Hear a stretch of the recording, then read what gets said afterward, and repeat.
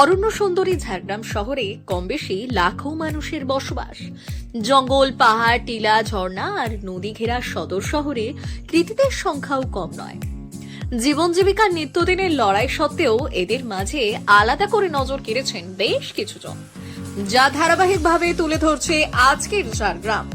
Belpahari SC high স্কুলের শিক্ষক সুব্রত কর্মকারকে ঘিরে আজ বিশেষ প্রতিবেদন।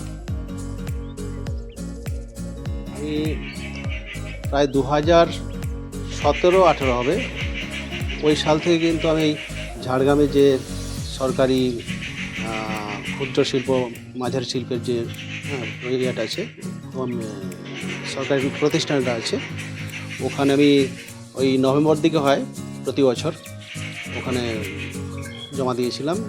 আর প্রথমে হয়েছিলাম ফার্স্ট ওই তালখুর বলি আমরা তালাটিটাকে, তো সেটাতে পাখিটা আমি দ্বিতীয় স্থান ধরে উঠেছিলাম। তারপর থেকেই ওই পেয়ে আসছি। আর সবচেয়ে ভালো কথা যে 2022-23-এ আমি জেলায় ফার্স্ট আর রাজ্যে সেকেন্ড হয়েছিলাম। তারপরে জেলায় ফার্স্ট, রাজ্যে ফার্স্ট, আর এবারও ওই জেলায় ফার্স্ট, রাজ্যে ফার্স্ট হয়ে আসছে।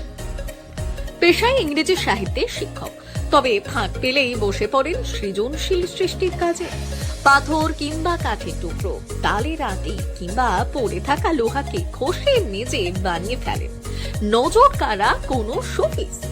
একান্নবর্তী পরিবারে অভাবের বিরুদ্ধে লড়াই হারাতে পারেনি তার শিল্প সত্তাকে। আমার বন্ধুরা প্রায় ক্লাসে আঁকতো, সেটা দেখতাম। আর তখন ভগীরথদা, আমাদের ভগীরথ ঘরবাবু, ওনার একটা আর্ট শিক্ষা প্রতিষ্ঠান ছিল, এখনও আছে। তো ওনার কাছে ওই বন্ধুরা যেত, আঁকাকে শিখতো, সেটা দেখতাম। দেখে দেখে আমি ওগুলো আঁকতাম। আর আমার কাকু নবরতন কর্মকার, উনি এখন নেই। উনি খুব উন্নত মানের একজন পাথর শিল্পী ছিলেন। ওনার কাজ কিন্তু অনেক জায়গায় গেছে এবং উনি পুরস্কারও পেয়েছেন। তো তারও আমি কাজ দেখেছি, দেখতাম। তো সেই সময় কিছু পাথর নিয়েও আমি কাজ করেছি। তো পাথরের যে ডাস্টটা, ওই ডাস্টটা আমার ভালো লাগে। তারপর থেকে তো বাইরে চলে যাই, মাধ্যমিক শিলদাতেই করি। মাধ্যমিক পরীক্ষার পর চলে যাই কাঁকড়াদাড়ায়, বাঁকুড়া জেলার। আর সেখানে পাশ করার পর ঝাড়গ্রাম রাজ কলেজে ওখানে ইংলিশ অনার্স নিয়ে পড়ি। ওখানে থেকে প্রায় আরও ওই পিটিটিআই মানে প্রাইমারি ট্রেনিংটা করি। তারপর চলে যাই মেদিনীপুর, ওখানে এমএ করি, বিএড করি। তারপর 2001 সালে চাকরি পাই রোহিণীতে ফার্স্ট। রোহিণী থেকে যাই পদপুড়ায়, তারপর বেলপাহাড়ি।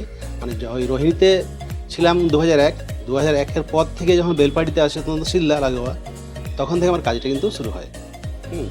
তখন ওই কাঠের কাজ, যা পেতাম কাঠ, যা দেখতাম, সেটা নিয়ে একটা আইডিয়া করতাম যে এটা এই হতে পারে। পদপুড়ায় যখন ছিলাম তখন ওখানে অনেক তাল গাছ ছিল। ওখানে থেকে তালের যে আঁটি ওগুলো পড়ে থাকতো, সেগুলো এনেছিলাম।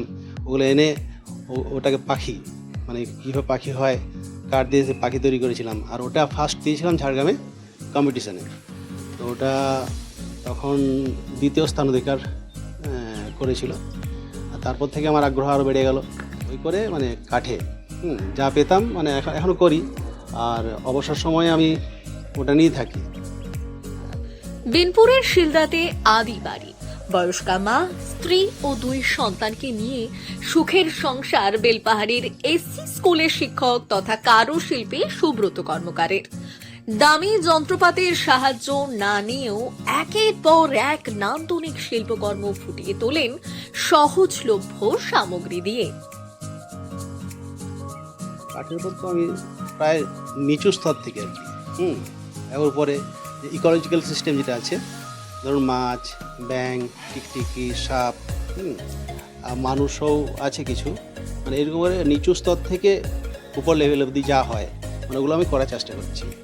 লোহাতে বানানোর ইচ্ছা ছিল, কিন্তু ব্যাপারটা কি যে ওটা যে চেটানো, ওটার পদ্ধতি কিন্তু ওই গ্রিল ছাড়া উপায় নেই। তাহলে আঠা দিয়ে চেটানোর সম্ভাবনা থাকবে না, তাই ওটাকে আমি আউটই করে দিয়েছি। ওটা যদি ছোটো মেশিন থাকতো তাহলে ভালো হতো, ছোটো মেশিন নেই তো। প্রথাগত কোনো প্রশিক্ষণ না নিয়েও ছিনিয়ে এনেছেন একের পর এক পুরস্কার। জঙ্গলমহলের কারুশিল্পকে তাই আরো এগিয়ে নিয়ে যাওয়ার বিষয়ে রীতিমতো আত্মবিশ্বাসী শিলদার শিক্ষক শিল্পী সুব্রত কর্মকার। ব্যুরো রিপোর্ট, আজকের ঝাড়গ্রাম।